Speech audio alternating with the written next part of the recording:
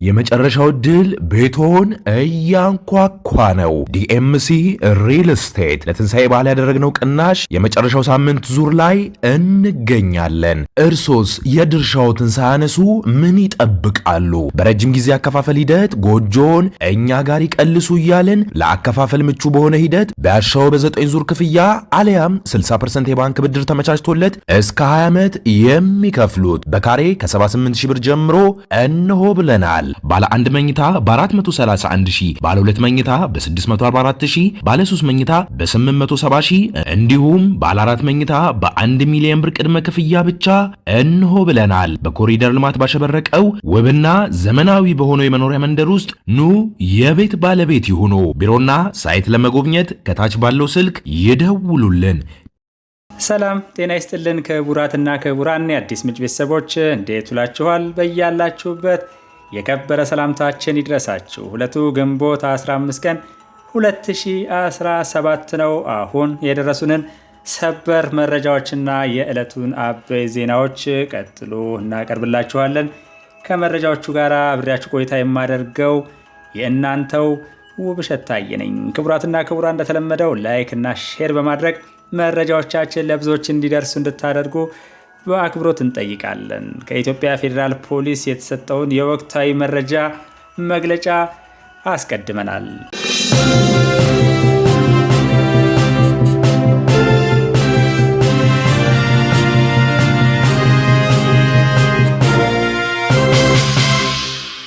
ሰሞኑን የጤና ባለሙያዎች ያነሱትን የመብት ጥያቄ ሽፋን በማድረግ በሀገራችን ትርምስ እንዲፈጠር ከሚሰሩ ኃይሎች ጋር በማበር ህገወጥ የሥራ ማቆም አድማ በማድረግ በጤና ዘርፉ ላይ ሁከት በመፍጠርና የታካሚዎችን ሕይወት አደጋ ላይ በመጣል የተጠረጠሩ 47 የጤና ባለሙያዎችን የኢትዮጵያ ፌዴራል ፖሊስ በቁጥጥር ስር አውሎ ምርመራ ማጣራት ጀምሯል ይላል መግለጫው።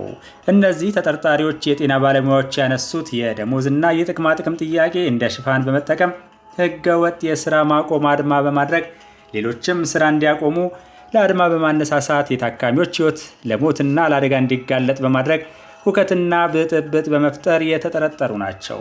ተጠርጣሪዎቹ በተለያዩ የጤና ተቋማት የአድማ መረቦችን በመዘርጋት የጤና ባለሙያ ያልሆኑ አካላትን ነጭ ገዋን በማልበስ የሆስፒታል ቅጥር ግቢ ውስጥ ገብተው ሁከት እንዲፈጥሩ በማድረግ ያልተገባ ወሬ በመንዛትና በተለያየ መንገድ ሰላማዊ የሕክምና ሂደትን በማደናቀፍ የህሙማንና የጤና እርዳታ የሚያስፈልጋቸውን ሰዎች ሕይወት አደጋ ላይ እንዲወድቅ በማድረግ በመንግስት የሕክምና አገልግሎትና ትምህርት በሚሰጥባቸው ተቋማት ውስጥ ሰላማዊ የመማር ማስተማር ሂደት እንዲስተጓጎል አድርገዋል። እንዲሁም ሙያቸውን አክብረው በስራ ላይ በተገኙ ባልደረቦቻቸው ላይ ዛቻና ማስፈራራት ከማድረስ ባለፈ ሁከት እንዲፈጠር ሙከራችን አድርገዋል ያላቸውን 47 ተጠርጣሪዎች በመረጃ በማሰባሰብ እንዲሁም ማስረጃዎችን በመለየት በቁጥጥር ስር አውሎ ምርመራ እያካሄደ እንደሚገኝ የኢትዮጵያ ፌዴራል ፖሊስ አስታውቋል። የኢትዮጵያ ፌዴራል ፖሊስ የጤና ባለሙያዎቹ የሙያ ስነ ምግባርና ሕግ በማይፈቅደው ሁኔታ የዜጎቹን ሕይወት ለሞትና ለአደጋ በማጋለጥ ስራ ማቆም፣ ሌሎች ስራ እንዲያቆሙ ማነሳሳትና ማስፈራራት የወንጀል ተግባር መሆኑን እየገለጸ ሌሎችም ከዚህ ተግባር እንዲቆጠቡ ያሳስባል። በዚህ አጋጣሚ ህዝባቸውንና ሕግ አክብረው አገልግሎት እየሰጡ ላሉ የጤና ባለሙያዎች ፖሊስ አስፈላጊውን ጥበቃ እንደሚያደርግ እያረጋገጠ ከዚህ ውጭ ሁከትና ብጥብጥን ለማስፋፋት በሚንቀሳቀሱ አካላት ላይ ፖሊስ እየወሰደ ያለውን ህጋዊ እርምጃ አጠናክሮ እንደሚቀጥል ያሳውቃል። የኢትዮጵያ ፌዴራል ፖሊስ ግንቦት 15 ቀን 2017 ዓ.ም አዲስ አበባ ኢትዮጵያ። ቀጥሎ የምናሰማቸው ሁለት ሰበር መረጃዎች ደግሞ በጥምር ጦሩ የተደረጉ ኦፕሬሽኖችን የሚያመለክቱ ይሆናሉ። በጥምር ጦሩ በተደረገ ድንገተኛ ኦፕሬሽን የጽንፈኛው ቡድን አባላት ሲጠቀምባቸው የነበሩ ቁሳቁሶች በቁጥጥር ስር መዋላቸውን የሀገር መከላከያ ሰራዊት ገልጿል። በሰሜን ሸዋ ዞን በመንዝቃያ ገብርኤል ወረዳ እና በአካባቢ የሚገኘው ጥምር ጦር ባደረገው ድንገተኛ ኦፕሬሽን የጽንፈኛው ቡድን አባላት ሲጠቀሙባቸው የነበሩ ቁሳቁሶችን በቁጥጥር ስር አውሏል። በመንዝቃያ ገብርኤል ወረዳ በዘረት ቀጠና ዶባ ቀበሌ ድንቡቅ ጎጥ በጥምር ጦር በተደረገ ድንገተኛ ኦፕሬሽን ነው የጽንፈኛው ቡድን አባል የሆነው አቶ ቦጋለ ናደው ከግብረ አበሮቹ ጋር ሲጠቀሙባቸው የነበሩ የቃታ መሳሪያዎች፣ ተተኳሾችና ልዩ ልዩ የመከላከያ አልባሳት በግለሰቡ ቤት በቁጥጥር ስር የዋሉት። አቶ ቦጋለ ሎጂስቲክ በማከማቸት የጽንፈኛ ቡድን አባላትን በማሰልጠንና የተለያዩ መሳሪያዎችን በማዘዋወር ግንባር ቀደም በመሆን ሲንቀሳቀስ እንደነበር ከመኖሪያ ቤቱ ልዩ ልዩ መረጃዎች ተገኝተዋል። መረጃውን ያገኘነው ከመንዝቃያ ወረዳ ኮሚኒኬሽን ነው። በተመሳሳይ ዜና በጥምር ጦሩ ጥብቅ ፍተሻና ቁጥጥር የተለያዩ ተተኳሾች በቁጥጥር ስር ውለዋል። በሰሜን ጎጃም ዞን በአዴት ከተማ አስተዳደር በጥምር ጦሩ ጥብቅ ፍተሻና ቁጥጥር በህገወጥ መንገድ ሲዘዋወር የነበረ የብሬን ተተኳሽ ጥይት ከነተጠርጣሪው ግለሰብ በቁጥጥር ስር መዋሉ ተገልጿል። የአዴት ከተማ ፖሊስ ጽሕፈት ቤት ኃላፊ የሆኑት ኢንስፔክተር አበባ ፈጠነ እንደገለጹት በአዴት ከተማ አስተዳደር በህገወጥ መንገድ ሲዘዋወር የነበረ 244 የብሬን ተተኳሽ ጥይት፣ 10 የክላሽ ጥይትና አንድ የቱርክ ሽጉጥ ከነተጠርጣሪው ግለሰብ በቁጥጥር ስር ውሎ በአካባቢው በሚገኘው ጥምር ጦር ጥብቅ ፍተሻና ክትትል ምርመራ እየተካሄደበት እንዳለ ለማወቅ ተችሏል። የከተማው የጸጥታ አካል ከምን ጊዜውም በላይ ጠንካራ የሆነ ቁጥጥር በማድረግ ላይ ይገኛል ያሉት ኢንስፔክተር አበባው ማህበረሰቡ በየትኛውም ጊዜና ቦታ መሰል ህገወጥ ድርጊቶችን ሲመለከት ለጸጥታ አካላት ጥቆማ መስጠት እንዳለበት አሳስበዋል። ከጎጃሟ አዴት ወደ መዲናችን አዲስ አበባ ስንመለስ በተመሳሳይ ሁኔታ በህገወጥ የጦር መሳሪያ ዝውውር ላይ የተገኙ 3 ግለሰቦች እጅ ከፍንጅ ተይዘው ምርመራ እየተጣራባቸው መሆኑን የንፋስ ስልክ ላፍቶ ክፍለ ከተማ ፖሊስ መምሪያ ገልጿል። ግለሰቦቹ መሳሪያዎቹን ለመሸጥ ሲንቀሳቀሱ እንደነበረም ታውቋል። ደግሰው ይበልጣል፣ ጋሸና አዳሌ እንዲሁም አስናቀ እሸቱ የተባሉት እነዚህ ተጠርጣሪዎች የጦር መሳሪያ ለመሸጥ ሲሞክሩ የተያዙት በንፋስ ስልክ ላፍቶ ክፍለ ከተማ ወረዳ 13 ጅጅጋ ተብሎ ከሚጠራው ሰፈር ግንቦት 7 ቀን 2017 ሲሆን መረጃው በዛሬው ዕለት በአዲስ አበባ ፖሊስ ኮሚሽን ይፋ ሆኗል። ደግሰው ይበልጣል የተባለው ግለሰብ ከአማራ ክልል ደጀን ከተባለ ስፍራ 2 ሽጉጦች ከነካርታቸውና 391 ጥይቶች ኮድ 3 አዲስ አበባ 51181 በሆነ አይሱዙ ተሽከርካሪ ከሽንኩርት ጋር ደብቆ ወደ አዲስ አበባ አምጥቷል። ግለሰቡ መሳሪያዎቹን ከአዲስ አበባ ካመጣ በኋላ ጋሸና ዳሌ ከተባለው ደላላ ጋር በመነጋገር የከሰል ነጋዴ ከሆነው አስናቀ እሸቱ ሱቅ ውስጥ አስቀምጠው ገዥ በማፈላለግ ላይ እንዳሉ ፖሊስ ባደረገው ክትትል 2 ተጠርጣሪዎች መሳሪያውን ከሰል ውስጥ ደብቀው ለመሸጥ በመንቀሳቀስ ላይ ያሉ እጅ ከፍንጅ ተይዘዋል። ፖሊስ የምርመራ ስራውን በማስፋት ዋና ወንጀል ፈጻሚውን ከክፍለ ሀገር ጭኖ በመጣበት ተሽከርካሪ በቁጥጥር ስር እንዲውል ማድረግም ተችሏል። በሶስቱም ተጠርጣሪዎች ላይ ምርመራ እየተጣራ የሚገኝ ሲሆን ህገወጥ የጦር መሳሪያ ዝውውር የሀገርን ሰላም ከማደፍረስ ባሻገር ሰዎች በሰላም ወጥተው እንዳይገቡ ትልቅ ተጽዕኖ የሚፈጥር በመሆኑ ህብረተሰቡ እያደረገ ያለውን የተቀናጀ ስራ በማጠናከር ህገወጥ የጦር መሳሪያ ዝውውርን መከላከል ይኖርበታል ሲል የአዲስ አበባ ፖሊስ ጠቅላይ መምሪያ አሳስበዋል። ከሰሜን ሸዋ ዞን መንዝጌራ ምድር ወረዳና በዚሁ ዞን ጣርማ በር ወረዳ ያገኘናቸውን 2 ሰበር መረጃዎች ስናስከትል በሰሜን ሸዋ ዞን ጣርማ በር ወረዳ የጽንፈኛ ቡድኑ አባላት ሲጠቀሙባቸው የነበሩ 13 ሞተር ሳይክሎች በቁጥጥር ስር መዋላቸውን በአካባቢው የሚንቀሳቀሰው ጀግና የሀገር መከላከያ ሰራዊት ገልጿል። የሪፐብሊካን ጥበቃ ኃይል 1ኛ ክፍለ ጦር 4ኛ ሻለቃ አዛዥ ሻምበል እንዳልካቸው በየነ እንደተናገሩት በጣርማ በር ወረዳ በአጋንበርና በአርመኒያ ቀበሌ ሰራዊታችን ባደረገው ድንገተኛ አሰሳ ለጽንፈኛ ቡድኑ አገልግሎት ሲሰጡ የነበሩ ታርጋ የሌላቸው 13 ሞተር ሳይክሎች በቁጥጥር ስር መዋል ተችሏል ብለዋል። ወደ ከተማው ሰርጎ የገባ አንድ የጽንፈኛ ቡድኑ አባል መያዙን የገለጹት አዛዡ የህዝባችንን ሰላም ለማረጋገጥ የህግ ማስከበር ዘመቻውን አጠናክረን እንቀጥላለን። የሰላም አማራጭን ለሚቀበሉ ኃይሎችም የሰላም በራችን ሁሌም ክፍት ነው ሲሉ አብራርተዋል። መረጃውን ያገኘነው ከጣርማ በር ወረዳ ኮሚኒኬሽን መሆኑን መግለጽ እንፈልጋለን። ሁለተኛው በሰሜን ሸዋ ዞን በመንዝጌራ ወረዳና አጎራባሽ ቀበሌዎች ያገኘነው መረጃ ሲሆን በዚሁ አካባቢ ሲንቀሳቀሱ የነበሩ የትጥቅ ቡድኑ አባላት በመንግስት የቀረበላቸውን የሰላም ጥሪ ተቀብለው እጅ መስጠታቸው ታውቋል። የወረዳው ተወላጅ የሆኑ 3 የትጥቅ ቡድኑ አባላት አንዲት ሴትን ጨምሮ አንድ ባለ 2 እግር ታጣፊ ክላሽ 3 ካዝና ከበርካታ ተተኳሽ ጥይቶች ጋር በመያዝ በሰላማዊ መንገድ እጃቸውን ሰጥተዋል።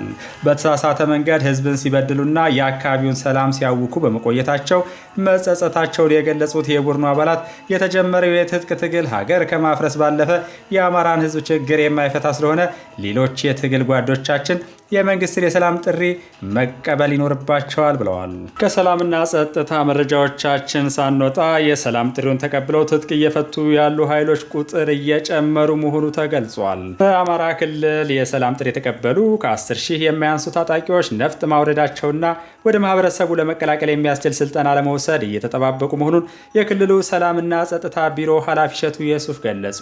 ትጥቅ የፈቱት ታጣቂዎች ቀድሞ ከጠላት ጋር አብረን ሀገራችንን በመውጋታችን ተሳስተናል፣ ልማትን በማስተጓጎልም ማህበረሰቡን በድለናል፣ በትምህርት እንቅስቃሴ ላይም በደል አድርሰናል በማለት ተጸጽተው መመለሳቸውን አቶ እሸቱ ተናግረዋል። በተጨማሪም ዘንድሮ የክልሉን ጥሪ ተከትሎ የሰላም አማራጭን የተቀበሉ 4200 ታጣቂዎች ሰልጥነው ወደ ማህበረሰቡ መቀላቀላቸውን ገልጸዋል። በአሁኑ ወቅት የሰላም ጥሪውን ተቀብለው የሚመጡ ታጣቂዎች ቁጥር በመጨመሩም ተጨማሪ የስልጠና ማዕከላት እየተገነቡ መሆኑን አስታውቀዋል። የቀድሞ ታጣቂዎቹ ሀገር የሚመራው በሰላምና በውይይት መሆኑን፣ ችግሮችን ከኃይልና ከጠመንጃ ይልቅ በውይይት መፍታት እንደሚቻል መገንዘባቸውን የቢሮ ኃላፊው ጠቁመዋል። በአማራ ክልል አስተማማኝ ሰላም ለማምጣት የሃይማኖት አባቶች፣ የሀገር ሽማግሌዎችና ወጣቶች እንዲሁም ሴቶችን ጨምሮ የህብረተሰቡ ሚና ቁልፍ መሆኑንም አመላክተዋል። የሃይማኖት አባቶች በቀጣይ ወር ሀገራዊ የሰላም ኮንፈረንስ ለማካሄድ ፕሮግራም መያዛቸውን ገልጸው የአማራ ክልልም ኃላፊነት ወስዶ መርሃ ግብሩን በሰላም ለማካሄድ ዝግጅቱን ጨርሷል ብለዋል። በተያያዘ ለጸጥታ አካላት ስልጠና በመስጠት እንዲሁም ውስጣዊ መዋቅርንና አቅምን በማጎልበት ጠንካራ የጸጥታ መዋቅር እየተገነባ መሆኑን የክልሉ ሰላምና ጸጥታ ቢሮ ኃላፊ እሸቱ የሱፍ ተናግረዋል። አሁን ደግሞ ዳሎል ማዕከላዊ እዝ በቄለም ወለጋ ዞን አንፈሎ ወረዳ በቀርጅዳ ቀበሌና በዙሪያው አሸባሪው የሸኔ ቡድን ከአርሶ አደሮች በመቀማት ለግል ጥቅሙ ለመዋል ያከማቸውን የአፈር ማዳበሪያ በተደረገው ዘመቻ ማስመለስ መቻሉን በማዕከላዊ እዝ የዋሊያ ክፍለ ጦር ትንታግ ሬጅመንት አዛዥ የሆኑት መቶ አለቃ ገላጋይ ሙላት ገልጸዋል። አዛዡ አክለውም ህዝቡ ወቅቱን ጠብቆ እንዳያመርትና እንዳያለማ መንግስት በሰዓቱ ያቀረበለትን የአፈር ማዳበሪያ ከማህበረሰቡ በመቀማት እንዲማረርና የሰው እጅ ጠባቂ እንዲሆን አልሞ ከሰሞኑ በፈጸመው ድርጊት ጸረ ህዝብነቱን በተግባር አስመስክሯል ብለዋል። የቡድኑ ርዝራዦች እየሰሩ ያለው ስራ አሸባሪው አሁን ያለበት ሁኔታ በጣም አስቸጋሪና ቀቢጸ ተስፋ ውስጥ መሆኑን የሚያመላክት ነው ያሉት መስመራዊ መኮንኑ አሁንም ቢሆን በገባበት እየገባን እንዳይቆም እንዳይቀመጥ ፋታ በመንሳት እስከ መጨረሻው ጸንተን በመቀጠል ለሰላም የምንከፍለውን ዋጋ ከግብ እናደርሰዋለን ሲሉ አመላክተዋል። ቀጣዩ መረጃችን የሪፐብሊኩ ጥበቃ ኃይል ያሰለጠናቸው የጤና ሙያተኞች መመረቃቸውን የሚያስመለክት ነው። በምረቃ መርሃ ግብሩ ላይ የተገኙት የሪፐብሊኩ ጥበቃ ኃይል ዋና አዛዥ ብርጋዴር ጄኔራል ተስፋዬ ረጋሳ እኛ እንደ ሰራዊት የሰጠንን ኃላፊነት በመቀበል ህዝብና ሀገራችንን ለማገልገል በአካል ብቃት የዳበረ ጤናው የተጠበቀ መሆን ስላለብን ሰራዊቱ በሚሰማራበት የግዳጅ ቀጠና በመሰማራት እንደ ጤና ባለሙያነታቸው አስፈላጊው ክትትል ማድረግ አለባቸው ሲሉ አሳስበዋል። ሰራዊቱ ጤናው ተጠብቆ የሚሰጠውን ግዳጅ እንዲወጣ ኃላፊነታቸው ከፍ ያለ ስለሆነ በታማኝነትና በቅንነት ሰራዊቱ በግዳጅ ቦታዎች ለሚያጋጥሙ ችግሮች አስፈላጊውን እርዳታ ማድረግ ይኖርባችኋልም ብለዋል። የሪፐብሊኩ ጥበቃ ኃይል ጤና መምሪያ ኃላፊ ኮሎኔል ሙልጌታ ተፈራ በበኩላቸው ሰራዊቱ የትኛውንም ግዳጅ ለመወጣት የሚያስችል የሰለጠነ አሃድ ያለው ጠንካራ ፕሮፌሽናል ሰራዊት መሆኑን ጠቁመው ሰልጣኞች ለወራት የተሰጣቸውን የጤና ሙያ ትምህርት በከፍተኛ ትጋትና ስነ ምግባር ተከታትለው በጥሩ ሁኔታ መመረቃቸውን ገልጸዋል። ለዕለቱ ወደ መረጥንላቸው አበይት ዜና ስንሸጋገር መከላከያ ከራስ በፊት ለህዝብና ለሀገር በሚል ቁልፍ እሴት ውስጥ ሆኖ ለሀገር እየከፈለ የሚገኘውን ውድ ዋጋ ግምት ውስጥ ያስገባ ሁለንተናዊ ድጋፍ ሊደረግለት ይገባል ሲሉ የኢፌዴሪ ጦር ኃይሎች ጠቅላይ ኤታማዦር ሹም ክቡር ፊልድ ማርሻል ብርሃኑ ጁላ ገለጹ። የመከላከያ ሰራዊቱን ሁለንተናዊ አቅምን ማሳደግ የሀገርን ሉዓላዊነትና ብሔራዊ ጥቅሞችን በማስከበር በሀገርና በህዝብ ህልውና ላይ የሚቃጡ አደጋዎችንና ስጋቶችን በማስቀረት ህገ መንግስታዊ ተልዕኮን በብቃትና በአስተማማኝ ደረጃ ለመፈጸም እንዲያስችለው ዘርፈ ብዙ የሪፎርም ስራዎች መሰራታቸውን ተናግረዋል። የመከላከያ ኢንተርፕረነርሺፕ እና ኢኖቬሽን ማዕከል መመስረት መከላከያ ከሪፎርም ወደ ትራንስፎርሜሽን መሸጋገሩን የሚያሳይ ነው ሲሉ የጦር ኃይሎች ጠቅላይ ኤታማዦር ሹም ክቡር ፊልድ ማርሻል ብርሃኑ ገልጸዋል።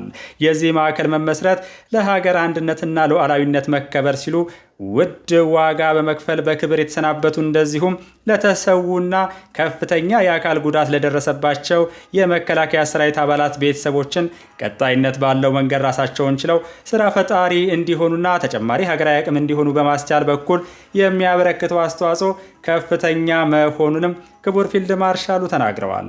በሁሉም የመከላከያ ክፍሎች እየታየ ያለው የስራ ተነሳሽነትና ውጤት ከፍተኛ መሆኑን የገለጹት ፊልድ ማርሻል ብርሃኑ በቀጣይነትም ከዚህ በላይ ውጤት ለማስመዝገብ መስራት እንደሚገባ አመላክተዋል።